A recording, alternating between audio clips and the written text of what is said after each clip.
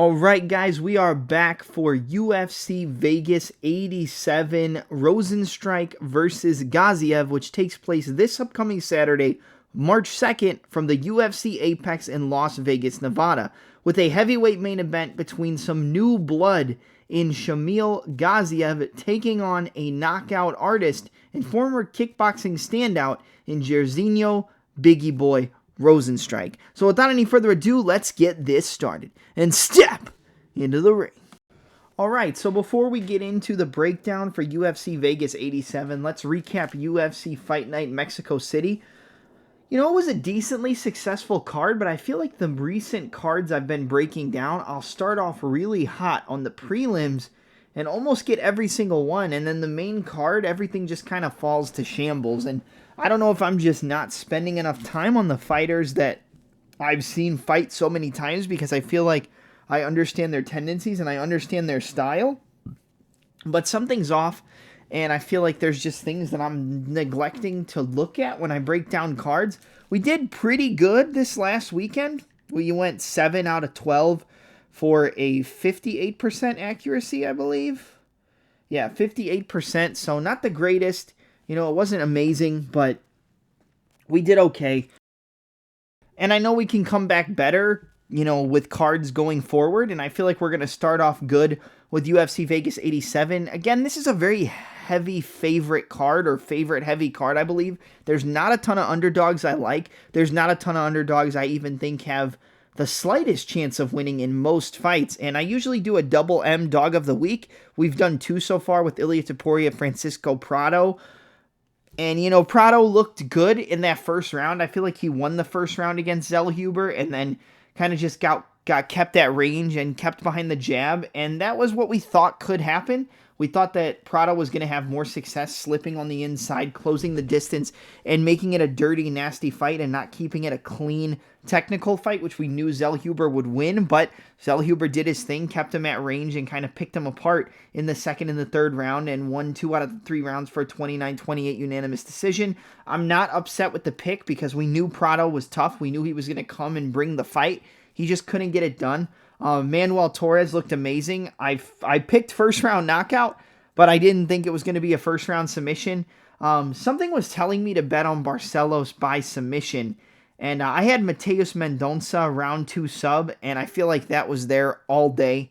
And I still feel like Mateus Mendonça won that fight. 100% I feel like Mendonça did enough to win that fight, and I don't know how anybody could have scored that for Jesus Aguilar. But, you know, it is what it is. With Barcelos, there were a few times where Quinones cracked him, wobbled him, and hurt him, and he was able to come back. So, you know, credit to him.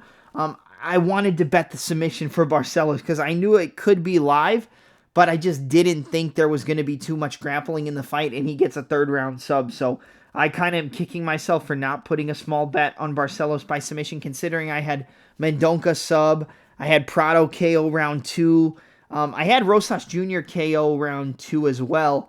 That fight is going to be taking place on this card again, but I'm not going to break it down because I have the same breakdown from the last fight, and it's probably a fight I'm going to stay away from completely on the betting angle because it's only a week since, you know, Rosas Jr. had that bad weight cut or got sick because of the weight cut. So we don't know the whole story behind that, and coming back a week later, I just am not comfortable in putting money on him, but I am going to pick Rosas Jr. by a TKO again. But again, it's not something I would bet on because I feel like that was a warning shot to, you know, void that bet the last time and get it back. So I'm not going to go to the window again on the Rosas Jr. Tercios fight, but I still believe Rosas Jr. is going to win. I think he does get a TKO, but again, it's not something I'm looking to bet. Ortega, man, we had Yair TKO, and he basically killed Ortega in the first round, and he just blew his gas tank.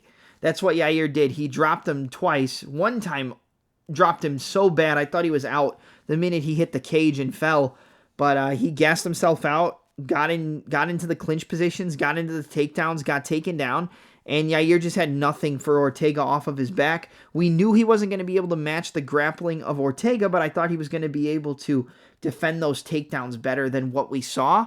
And, you know, it didn't happen. And then how about fucking Brandon Royval, man? Brandon Royval coming in and pretty much dominating Brandon Moreno after the first round. The first round was close, but, a lot of combinations, good uppercuts, punctuating combinations with kicks.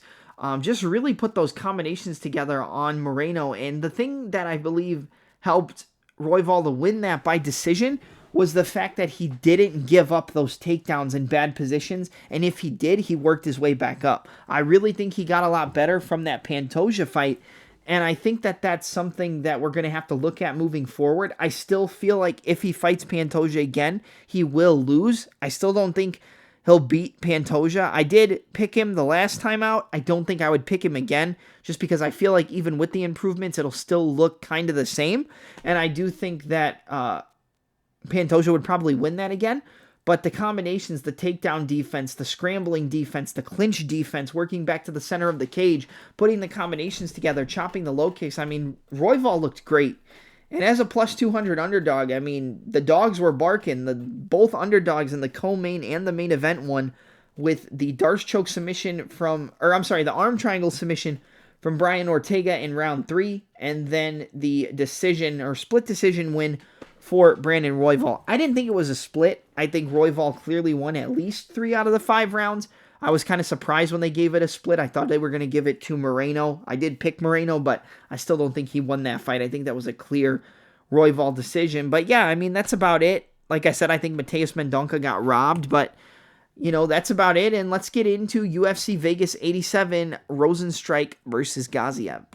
First fight up is going to be in the middleweight division between Christian CLD Leroy Duncan, or Christian Leroy Duncan, aka CLD, taking on Claudio Ribeiro. I think that Christian Leroy Duncan should win this fight, but you don't know what kind of fighter you're going to get or what kind of performance you're going to get from Leroy Duncan. I mean, he couldn't really put anything together against Armen Petrosian, and in the fight against Dennis Talulin, he was able to get that TKO in round 2, after closing the distance, putting combinations together and landing those vicious elbows in the clinch. But a lot of that fight took place in the clinch with the over-unders, pushing Talulin up against the cage, and a lot of just holding cage position and wrestling. I don't necessarily think he's going to be able to hold a fighter like Ribeiro up against the cage and, just keep him there. I don't think he's going to be able to do that. I think Ribeiro is going to be too strong. But I think we're going to see a fighter in Leroy Duncan, or a performance from Leroy Duncan, where he's going to be more comfortable at putting combinations together after Ribeiro misses. Ribeiro's clean. He's powerful. He's explosive. I wouldn't say clean. I'll take that back. But he's powerful. He's explosive. He throws big looping overhands and hooks and uppercuts and looks to knock your head off with every single shot. With the hands-low style of Leroy Duncan, with the stance changes between orthodox and southpaw, throwing the jab, the 1-2 switch in southpaw, going back orthodox, throwing the low kicks, and putting his combinations together, he's going to be there to be hit, but I think he's going to be too elusive for Ribeiro. But it is possible that Ribeiro knocks him out, because I do think that he has the potential to slip, roll, pull, move in the wrong direction one time and get hit with a big shot and knocked out by Ribeiro. But I do think the better fighter, the more technical fighter, the fighter who's just better all around, is Christian Leroy Duncan. I think this is going to be a close fight. I think that there's no reason why Leroy Duncan should be almost a 3-1 favorite. If he was under minus 200, I would probably bet on him. But the fact that he's like minus 280, I don't love that in terms of betting. But breaking it down from a stylistic perspective, I think the fight should be lined a lot closer, because I think Duncan is the better fighter. He uses a lot of good movement, switches stances well, puts combinations together, and he should be able to catch Ribeiro inside of his looping punches. But if Ribeiro lands with one of those big hooks or big uppercuts or a big overhand, there's no reason why he can't hurt Leroy Duncan and put him away. I'm going to go with Christian Leroy Duncan. I think we are going to see a signature performance from him here. I think he's going to come in with more confidence. He's going to play it a little safe, but I'm going to go with Christian Leroy Duncan by a second-round TKO. I think he's going to catch him with a big straight shot, lunging in as Ribeiro tries to close the distance with a big hook. He's going to counter that looping shot with the straight punch right down the middle, and I think he's going to hurt him and put him away. So give me Christian Leroy Duncan, CLD, to defeat Claudio Ribeiro via second-round TKO. Up next, we're going to talk about a fight in the bantamweight division between a Contender Series alum in Vinicius Oliveira taking on Yanis Ghemmouri. I don't even know if this fight's going to take place. I think nobody really knows. According to the UFC website, it's still on. According to, looking up the fight card, it's still on. But we heard that Ghemmouri had to pull out due to an injury. But I don't see any posts like that anywhere, so I don't know 100%. But I will tell you that Ghemmouri's not like a can. He's not a flash in the pan. He got TKO'd in the third round against William Gomez. With a body kick that looked like it hit below the belt or right on the belt line, and the ref stopped it, but it wasn't like a brutal knockout or anything, and it was questionable. It was a questionable stoppage, but I think Vinicius Oliveira is too powerful and too explosive for a guy like Ghemmouri. The one thing is, like, out of his 19-3 record, his 3 losses, he has been knocked out. Ghemmouri's a solid technical striker. He uses good movement. He uses that outside foot positioning against the opposite stance fighter. Good 1-2s, good hook crosses, good straight punches, good technical punches, decent low kicks. Like, he's a solid technical fighter, but he just doesn't have the power that Vinicius Oliveira has. And I think that's the biggest difference here.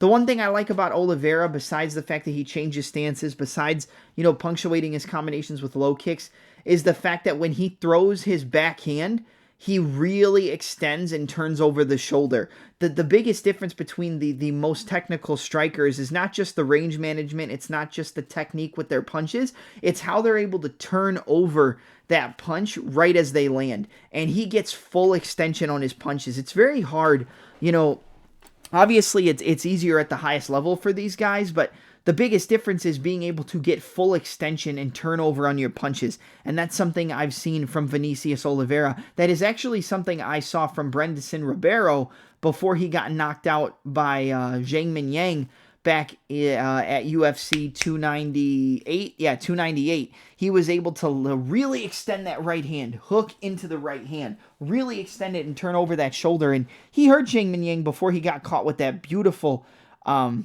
cross hook, the 2-3, bang, bang, and got put down. But I think the biggest difference here is the power and explosiveness of Oliveira. He uses that hands-low style, and against a technical striker like Ghemmouri, he could maybe get caught at distance, kind of get picked apart by the jab, but I just don't see the danger factor on the Ghemmouri side against Oliveira, where Oliveira is going to have the more powerful shots, he's going to have the bigger, more explosive shots, and I do think he will be able to put away a fighter like Ghemmouri, who does fight with his hands low just like Oliveira, but like I said, the danger factor is a lot higher, and the finish the fight upside is a lot higher on the side of Oliveira, but he has been knocked out in all 3 of his losses, like we mentioned, so there is a possibility that with that hands-low style, against a technical striker like Ghemmouri, he could get put away. But I will tell you, if this fight does stay on the card, if it's not taken off, and we have Oliveira at a -180, -190, I'm taking Vinicius Oliveira all day. I would put him in a parlay. I would put him in a 2-leg, a 3-leg. I would bet him straight. I think Oliveira is going to find the chin of Ghemmouri with that beautiful right hand. I mean, even on the Contender Series, he threw a 1-2 switch southpaw and banged that left hook. And I mean, the opponent was just dead, dead on arrival. But I'm going to go with Vinicius Oliveira, first round TKO against Yanis Ghemmouri. If the fight's still official, we don't know. But yeah, I like Oliveira a lot here. Up next, we've got a battle in the lightweight division between Abdul-Kareem El Selwady, who defeated a very, very highly touted prospect on the Contender Series in James Hardwick, taking on Loik Radzhabov. I'm sorry, George Hardwick, my bad. But Radzhabov versus Selwady, this is a close one.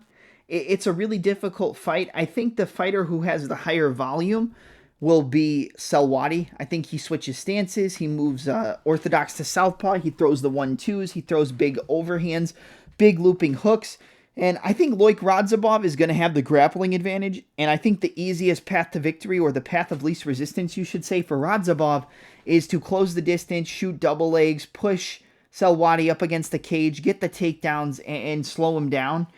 But I do think Selwady has good cardio. And that fight with George Hardwick, even though there wasn't a lot of wrestling, he still kept heavy power in the first, second, and third round while he was throwing a lot of volume. There was still a lot of power, big power in his technical boxing. More of a boxer than a kickboxer. He likes to use his hands.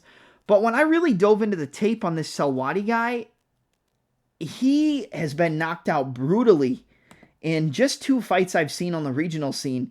I think it was in Brave. I could be wrong on the promotion. But Selwady's been knocked out bad. He got knocked out with a knee from like a head kick. He threw a head kick, but the knee of the opponent hit him and knocked him out. And then he got knocked out with a big shot on the feet as well and put down with a big spinning elbow. Spinning elbows, head kicks, like those are obviously, you know, not the most basic techniques. And, you know, they're not the easiest to see, but he has been clipped. Radzhabov throws big power in his overhand right. He's got big power in his 1-2. And if he lands on the chin of Selwady with that right hand, man, he can 100% knock him out. But I think if it gets into the second, if it gets into the third, the volume striking, the technical ability of Selwady is going to shine through. I think he will be able to outpace a guy like Loik as long as he can stop the takedowns. The heavier wrestling, the better wrestler is Radzhabov. And if he wants to win, he should look to wrestle, you know, right out the gate. But I think he might want to strike a little bit more because he's seen this guy get put out. We've seen this guy get knocked out before. And I do think Radzhabov has the power and explosiveness to hurt Selwady. But if you go back and you look at Loik Radzhabov's last fight against Mateusz Rebecki, and you look at his fight against Esteban Ribovic, he got clipped. He got hurt with a big right hand from Ribovic. He got, you know, hurt to the body later on in the fight. He starts off good. He can still keep a pace. He can still shoot takedowns. He can still chain wrestle in the second and the third round, but he will slow down after the midpoint of the fight if he's not able to just dominate you. And I do think that Selwady is going to have the power advantage, cardio advantage, not power advantage. He'll have the cardio advantage, but I think Loik is going to have the wrestling and power advantage. So it's really kind of a coin flip fight.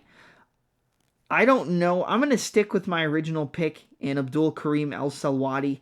I like what I saw in the Contender Series. I like his technical ability. I like the stance changes. I like the stance change mid-combination, you know, punctuating combinations with kicks, keeping the power in his punches against a fighter who's going to slow down like Loik. I think Loik can win, like I said, with the wrestling, with the takedowns, with the top control.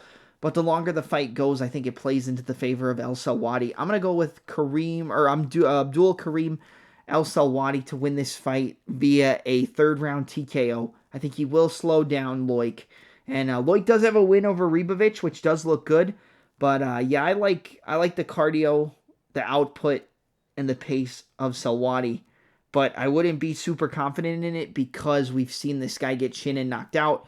And with the power that Loik has, I think he can knock him out. So there might be a good underdog opportunity on Loik Radzhabov, but I wouldn't rush to the window to bet it. I'm going to stick with my original pick. I was going to switch to Loik because, like I said, I don't like a ton of underdogs. But I'm going to stick with my original pick in the Prince of Palestine and take Abdul-Kareem El Selwady via third-round TKO over Loik Radzhabov.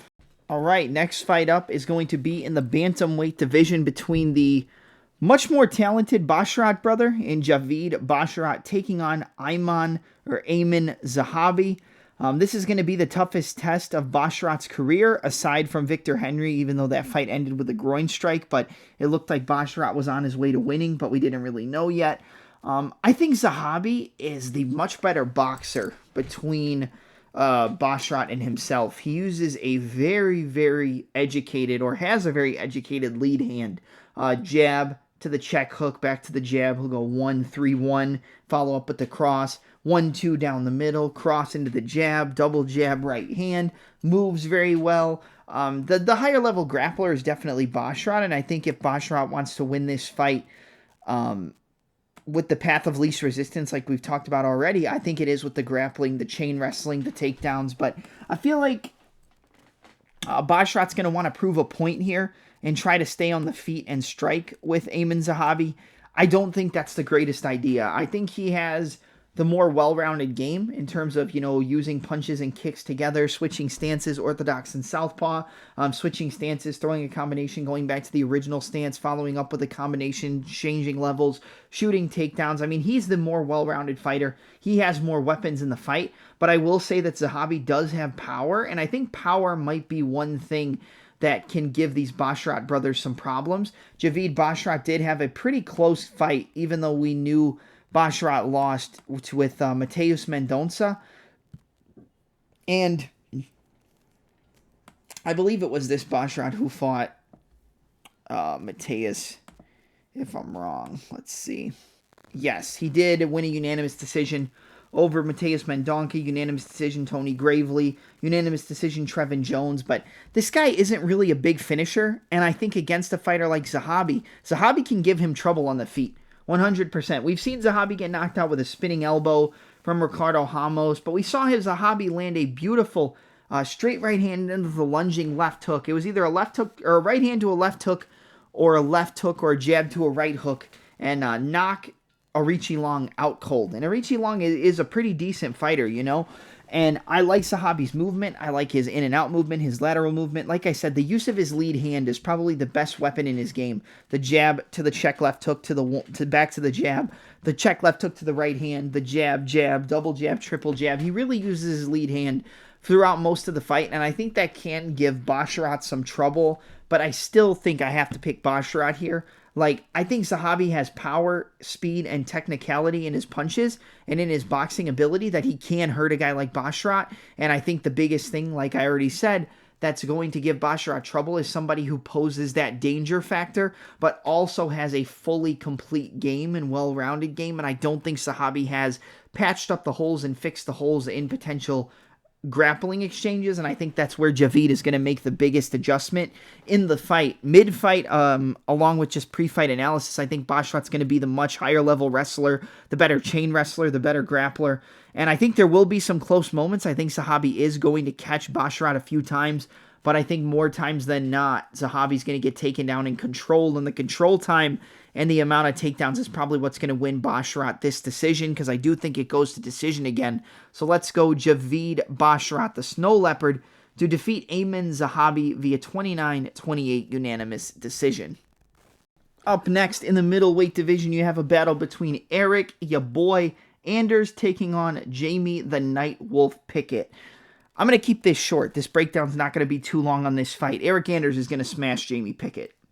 He's like a 3-1 favorite on the money line, and I wouldn't recommend betting Eryk Anders at a 3-1 favorite. I would say stay away from your boy, but I think Eryk Anders clearly wins this fight. I mean, Jamie Pickett went life and death with Josh Fremd, and I picked Josh Fremd to win that fight. I didn't think Jamie Pickett really had a chance.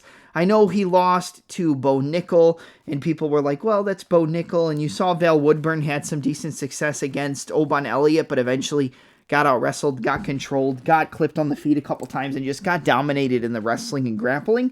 But Eryk Anders, I think the best win of his career is that TKO victory over Kyle Daukaus. And I know that there was a headbutt in there and a head clash that really changed the fight. And I picked Kyle Daukaus to win that fight. I'm a big Kyle Daukaus fan, so I wasn't excited when Eryk Anders won that fight. But I think that's a good win, because since Kyle Daukaus has left the UFC, he's gone on a tear, and he's the CFFC champion, I believe, currently, and has won like 4 or 5 fights since he left the UFC. I think we're going to see Kyle Daukaus back. He's definitely the more talented out of the Daukaus brothers, but you know, I think Eryk Anders is just clearly the more powerful fighter, more well-rounded fighter. He's fought the better competition, and I just don't see much from Jamie Pickett. If there's ever a fight that he wins, I feel like it could be this. But I think the most competitive fight and best fight for him to win in the UFC was against Josh Fremd, and he still couldn't get it done. Even though it was competitive at certain points, Fremd ran away with it. But I think the power of Eryk Anders is going to be the biggest difference here. And when he puts those combinations together, he will hurt Jamie Pickett, and he will put him down. And I think it's going to be an early TKO from Eryk Anders. There's nothing really to talk about in terms of Jamie Pickett. Looked good on the Contender Series and then just never really lived up to anything in the UFC. If he wins, I would be completely shocked, because I think Anders is just better. But Anders hasn't been the most consistent fighter in his UFC career either, so it's not a fight I would bet on, but I do think Eryk Anders deserves to be the rightful favorite, and I think he's going to crack the chin of Jamie Pickett. I'm going to go with Eryk Anders via first-round TKO. Like I said, I just think he's going to get Jamie Pickett out of there. He's more powerful, more technical, has fought the better competition, and I mean A plus B equals C. So give me Eryk Anders, first-round TKO over Jamie Pickett. Up next, we have a fight in the bantamweight division, and a fight that really doesn't make any sense. And I feel like the only reason they gave Umar Nurmagomedov this fight is because nobody wants to fight him in the division. He was set to fight Corey Sandhagen. That fight fell through because of an Umar injury during sparring. And then, we just haven't seen anything from him since. but it's Umar Nurmagomedov, who comes in at 16-0, taking on a Street Beefs fighter who is actually pretty decent in Bekzat Almakhan at 17-1. So looking at a record, I mean, you've got a combined record of 33 wins and 1 loss. The 1 loss coming to the side, or coming on the side of Bekzat Almakhan. I like this guy. I'm not going to lie. I thought he was going to be just a complete can. But from what I saw in his tape, the guy actually has good striking. He has good grappling. He uses really solid grappling control.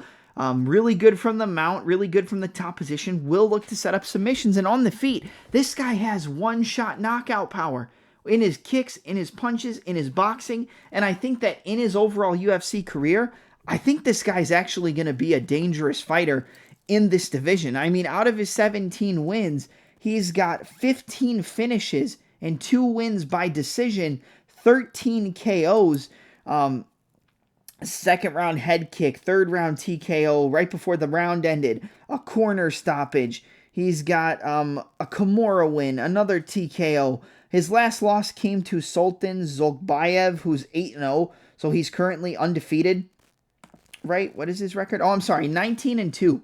So his last loss came to a guy named Sultan Zoldoskjabakt who is, like I said, 19-2 as a professional MMA fighter.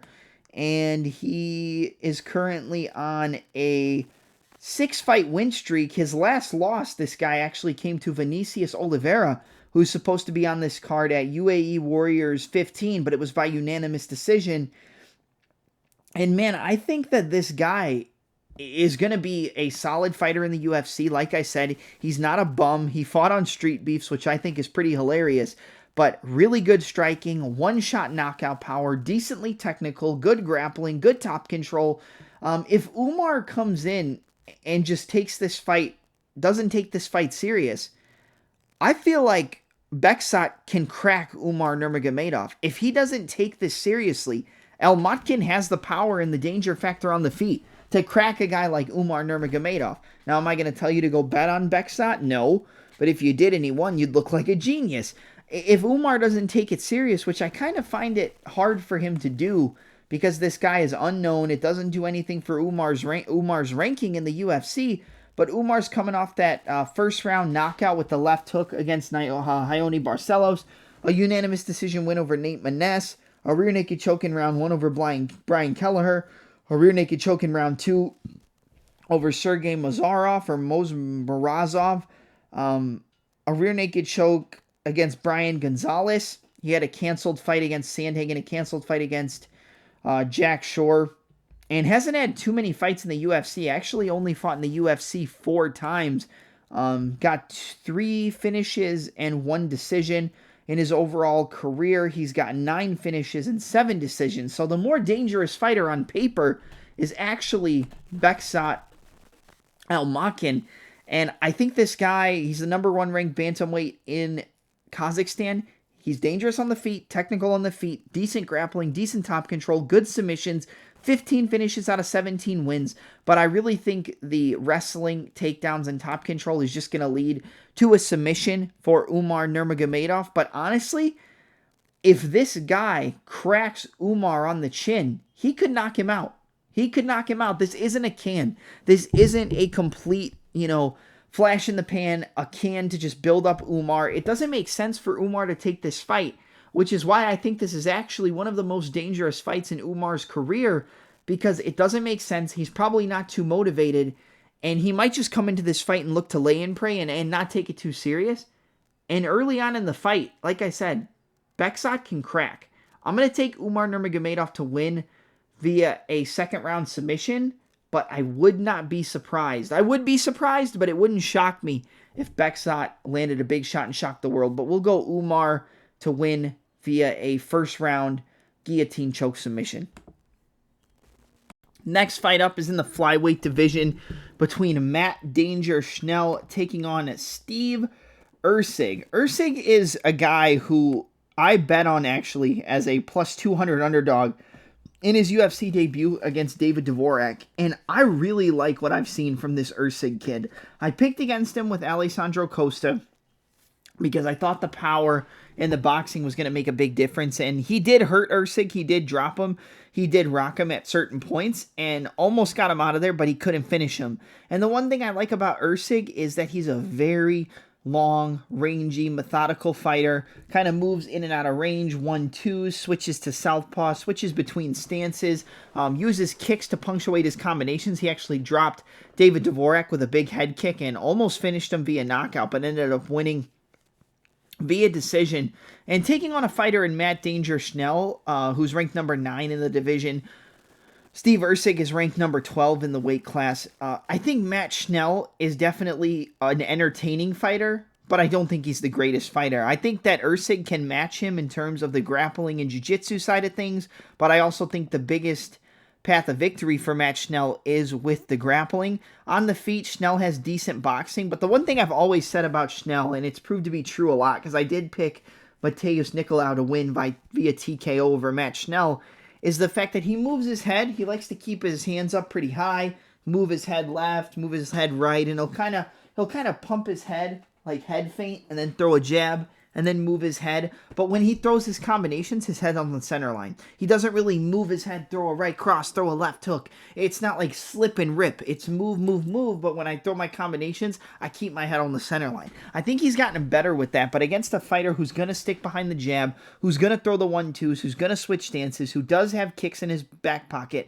and who also has grappling and jiu-jitsu, and is known more as a jiu-jitsu and submission artist than a striker, and who's made his striking kind of up to the level of his jiu-jitsu, I think he's just more dangerous and way more durable than a fighter like Matt Schnell. Now, could Schnell catch him? Could Schnell submit him?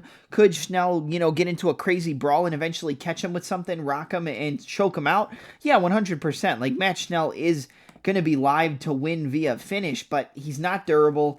He doesn't keep his hands up too high, and even when he does, he doesn't move his head defensively. He moves it as kind of like a showy version of a head movement than an actual practical use of head movement, slipping, rolling, and pulling and countering. He is fast with his boxing combinations. Like, he can throw 3, 4, 5 punches pretty fast, but I don't think he's going to catch a fighter who's as technical on the feet as Steve Erceg. I don't think he's going to be able to strike at a distance against Steve Erceg, and if Erceg gets that jab going and keeps him at a distance, I think he will crack the chin of Matt Schnell. And we've also seen Matt Schnell get submitted by the likes of Brandon Royval in a guillotine choke after they went into like a crazy scramble. So he's not that durable on the feet, and he can get submitted against a guy who we've seen is durable, 16-7 versus 11-1. I got to go with Steve Erceg here. I got to go with Astro Boy, Steve Erceg. I believe that's his nickname. I like Erceg. He's a huge favorite. I wouldn't recommend betting him like straight up, but I do like Erceg inside the distance. I would like Erceg as a parlay piece, I believe, because I think he will crack the chin of Matt Schnell and win this fight via TKO. I'm going to go with Steve Erceg via second round head kick knockout against Matt Danger Schnell. Up next, we move to the featured bout of the evening in the flyweight division between Alex Perez taking on Muhammad Mokaev. Mokaev undefeated, 11-0, taking on Alex Perez, 24 victories and 7 losses. Perez has fought like one time in the last 3-4 years. It was against Alexandre Pantoja. They stood in the pocket. They traded blows. Eventually, Perez gave up his back and got choked out with a standing rear naked choke. So, that's not really a bad look considering that he did lose to the current champion in the flyweight division in Pantoja. Before that, he got submitted with a guillotine choke against the former champion in Davison Figueiredo. I think the better striker in this matchup is Alex Perez. He's got really good boxing, really solid, brutal low kicks, but the guy hasn't fought in a very long time, and he's been one of the most inactive fighters on the roster. If Perez had put a few more wins together before this fight and kind of got back into his groove after all the injuries, pullouts, weight misses, and stuff like that, bad weight cuts, then I think I would be more comfortable in picking Perez because I feel like he is the much better striker on the feet. He's going to have the better boxing. He's going to be better inside the pocket. But he has a big glaring hole in his, game, and it's not the wrestling. It's not the wrestling defense. It's the submission defense.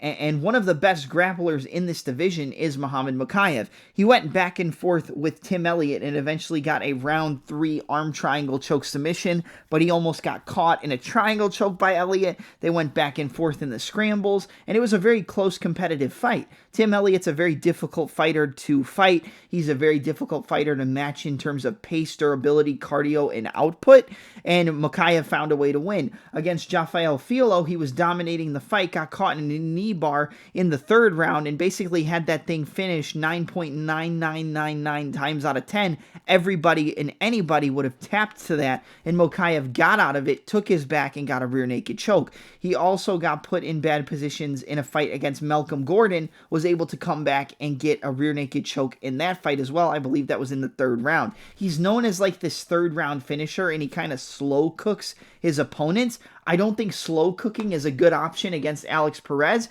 because Perez does have knockout power on the feet. He does have really good boxing, especially on the inside and in the pocket, and he punctuates his combinations with really good low kicks. But there's a big glaring hole, like we said, in his submission defense, in his grappling, and I think that's where Muhammad Mokaev is going to make the biggest adjustment. And I think we are going to get an early submission finish from Muhammad Mokaev, but if Mokaev has like this, I'm better than anyone, I'll strike with everybody, it doesn't matter, he could be in some trouble if he gets into a pure striking matchup against Alex Perez. But with the weight miss, with the injuries, with the layoffs, with the last 2 performances against Davison Figueiredo and Alexandre Pantoja, I think we're lining up for a Muhammad Mokaev submission win here. I'm going to go with a 1st round submission. I really do think he gets him out of there in the 1st round. After his last few performances, I would probably say round 2, round 3 submission, because like I said, he's kind of just controlled fighters and fought at his own pace and then got to finish late. But against Perez, who has that glaring hole in his submissions, I think he could get him out of there in round 1. I'll go with round 2. I'll go with a round 2 guillotine choke submission for Muhammad Mokaev over Alex Perez. I think this is kind of a gimme fight for for Muhammad Mokaev, but if he stays on the feet and gets in that boxing range, he could be in some trouble, but I think he's going to do the smart thing and get those takedowns, get the top control, and get a submission. So give me Muhammad Mokaev, 1st round guillotine choke submission against Alex Perez. Now we are at the co-main event of the evening in the light heavyweight division between Vitor, Petrino, and Tyson Pedro. This is a good fight. I think that both of these guys have finishing upside. I think both of these guys can get a knockout in the first 2 rounds. I don't think it goes past round 2. But I really like the Petrino side here. We've seen that he has grappling, he has top control, he has ability to look for submissions. We saw in his last fight against Modestas Bukauskas, he landed that brutal left hook as Bukauskas tried to throw a left hook of his own and just boom, countered that check hook and knocked him out cold with 1 punch. Before that, he went kind of back and forth in his last fight, ended up winning via submission after he hadn't gotten any submissions before that win in his UFC career. Tyson Pedro is a guy who's 10-4. He's good, but he's an early finish or bust. This is also a guy who went into his home country and was looking to get a huge win over a, retiring corpse known as Shogun Rua, who, yes, is a legend, but at the point when they fought, was thought to just be an easy knockout win in the 1st round for Pedro, and Pedro ended up losing that fight via decision. Pedro has been out-grappled, he has been out-pointed, and the best times that the times he looks the best are early knockout wins, and he's got power, and he does have finishing power. If these guys stand in the pocket and trade with each other, either guy can go out, but I think the biggest advantage is the fact that Petrino can fall back on his grappling, he can fall back on his top control, and he can land ground and pound and look to set up submissions if the striking isn't going his way. But I do think that the striking does go his way. He is going to be in for some danger early because Pedro does have that knockout power, and maybe he could clip Vitor Petrino and knock him out, but wins against the likes of Harry Hunsucker, it's not the best look. A knockout win over Anton Turkal, who, again, not the best look to get a win against Turkali. But Petrino, I think it should be kind of a gimme fight for him. Like I said, he won again via knockout against Modestas Bukauskas. He did go to decision with Turkali, and Tyson Pedro knocked out Turkali in the 1st round. So based on MMA math, technically speaking, Pedro should win the fight, but I don't think that's really how it plays out. He ended up getting a second-round knockout against Bukauskas, not a first-round knockout. But again, Tyson Pedro went to decision with Modestas Bukauskas, and I believe ended up losing that decision along with losing to Shogun Rua. But let's see. Yeah, he won a unanimous decision against Tyson Pedro. Pedro's very good early. He kind of empties the gas and empties out his tank and then can't really do anything in the later portions of the fight. I think Petrino does have late finishing upside because we've seen him grapple, use top control, and get submissions late, but he also has the knockout power to match Pedro. I think it is possible Pedro gets a first-round knockout, but aside from that, I think the striking, the speed, the power, the wrestling, the takedowns, I think it would actually be better for Petrino to use his grappling early in this fight, aside from just standing and striking in the pocket. I'm going to go with Vitor Petrino to defeat Tyson Pedro via submission. I know it's probably not the most popular pick, but I think there is a glaring hole, especially if the fight goes later, to win that fight via submission by taking down Pedro, controlling, and eventually setting up a sub. I'm going to go with Vitor Petrino, second round submission. Early on, either fighter can get a knockout. Both fighters have power, but I think the more well-rounded fighter and the fighter who's going to show up on game day or on fight day is Vitor Petrino. So give me Vitor Petrino, second round submission. I'll go with a arm triangle choke submission in the second round against Tyson Pedro. Could easily get a knockout as well, but I think Tyson Pedro's knockout or bust. And now we are at the main event of the evening in the heavyweight division between Jairzinho Biggie Boy Rozenstruik, who comes in with a record of 13-5, taking on the new blood of the UFC's heavyweight division with a destruction of Martin Buday in his UFC debut in the 12-0 undefeated Contender Series alum in Shamil Gaziev. I think that this is just going to be a battle of who lands first. Rozenstruik has big knockout power. He's knocked guys out in about 10, 13, 15 seconds. He got knocked out by Francis Ngannou. He got knocked out in the first round by Alexander Volkov. But I think this is going to be the factor of both guys are going to stand in the pocket, both guys are going to trade, and somebody's going to go to sleep. I don't think that this fight goes long. If it does go long, I'd actually give the advantage to Rozenstruik in the third, fourth, and fifth if we get that far. But early on, I think Gaziev is the more polished boxer. I think the better kickboxer is Rozenstruik. He really likes to kind of hide his kicks behind his punches, like check hook to a low kick, hook to hide the low kick, inside low kick, 1-2, very good check hook, backing up. I think he's going to be looking to counter strike with Gaziev because Gaziev is going to look to move forward, pressure fight, pressure forward and, back up Rozenstruik, but Rozenstruik's a good counter striker off of his back foot. But I think that the power and speed of Shamil is just going to be too much for Rozenstruik. I wouldn't be surprised if Rozenstruik won this fight, because even in the knockout and destruction of Martin Buday in his debut as an underdog, he did look like he was getting tired and kind of gassing himself out in the second round, but he was putting such a high pace, such a heavy volume, good takedowns, good top control, has submissions, has grappling, but can also strike on the feet, and is pretty technical for a heavyweight with his 1-2s down the middle, straight punches, can put, 4, 5, 6 punches together, get a takedown.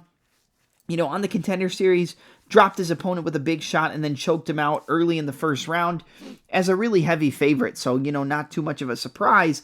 But against Buday, was the first guy to finish Martin Buday, and a guy who's been historically durable but not necessarily fought the best competition. I think this is obviously the biggest competition for Shamil Gaziev, and it's not the highest level competition for Rozenstruik, who's fought the likes of Alistair Overeem, got a knockout in the 5th round, fought Francis Ngannou, got knocked out in the 1st round, fought Alexander Volkov, fought Fabricio Verdum, I believe. Or no, he didn't fight Verdum, but, just Volkov, Ngannou, and Alistair Overeem. Those are very high-level guys, and not guys that Shamil Gaziev has seen before. This could be a thing where we think Gaziev's going to win and run through Rozenstruik, and Rozenstruik clips him and knocks him out. This isn't a fight I love from the betting angle, but I am going to take the newcomer in Shamil Gaziev. I like what I saw from him the last time out, but I think there's a big difference between Martin Buday and Jairzinho Rozenstruik. But I do think the speed, the power, the output is going to favor a guy in Gaziev. And we've seen with Rozenstruik that he will not put out as much output. He'll only throw like a handful of strikes, kind of only goes one strike at a time, and will kind of lose the fight on a volume basis. And that's not going to really work against a guy like Gaziev, who's going to be pushing forward, who's going to be pushing the fighter back, who's going to be throwing heavy bombs, who's going to be throwing multiple shot punch combinations, kicks, knees, working inside the clinch, getting takedowns. He's not going to allow Rozenstruik to really settle into his rhythm. And I think that's the biggest difference here and why I'm taking Shamil Gaziev to win this fight via TKO. I'm going to go Shamil Gaziev via a second-round TKO. I don't think he gets Rozenstruik out of there in the first, but I could see him bum-rushing him and getting him out of there. Rozenstruik is a counter-striker, but with the power, the volume, and the forward pressure, it's going to be hard for Rozenstruik to find that counter. I wouldn't be surprised if he caught Gaziev with a check hook and knocked him out, but I think the forward pressure, the power, the combinations, and the overall output and aggressiveness of Gaziev is just going to be too much for Rozenstruik. I think he's going to catch him cold. You know what? I'll change my mind. I'll go first round TKO against Jairzinho Rozenstruik. I just don't like the lack of volume. I don't like the fact that he kind of lets the fight come to him against a fighter with this much aggression, with this much forward pressure. I don't think that's a good recipe. So give me Shamil Gaziev to go 2-0 in the UFC with back-to-back finishes with a first-round TKO over Jairzinho Rozenstruik. All right, but that's going to be it for my UFC Vegas 87 predictions. Rozenstruik versus Gaziev takes place this Saturday afternoon from the UFC Apex in Las Vegas, Nevada. Don't forget to like, comment, subscribe, and follow the Touch 'Em Up podcast for the best pro wrestling and MMA uploads on YouTube. I can't wait for Saturday night. Let's make some money, and let's continue our streak of hot picks.